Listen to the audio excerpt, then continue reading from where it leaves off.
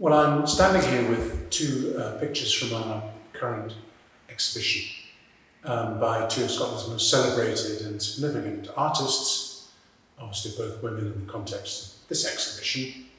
We have Anne Redpath's Jug of Flowers from Cricca 1963 and Joan Eardley's A Wave from perhaps 1957. Redpath was the senior figure, if you like. She was born in 1896 and died in 1965.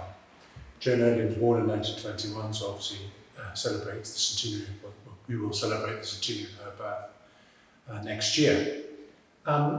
Two perhaps very different painters, but we've brought these two pictures together today to point out some extraordinary similarities. I suppose it's worth saying a little something about the background, what was going on in the art world in the late 50s and early 60s.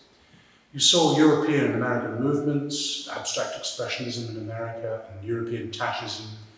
And both these artists would have been very familiar with what was going on internationally, intensely interested in the international scene. And both had London representatives at this stage who were showcasing them on an international basis. Anne Redpath's picture is a late picture, quite different from her still life of the 40s and 50s.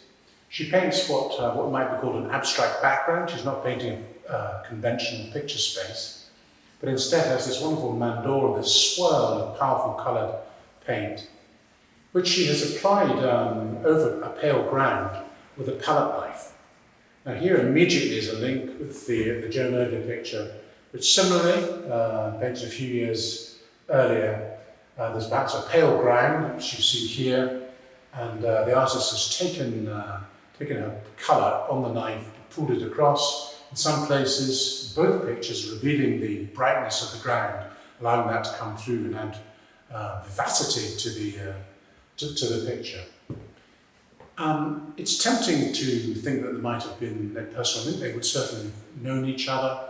And this technical innovation, which in a sense marches with extraordinary tide in international painting, you can see this particular link between these two great figures in Scottish painting terms.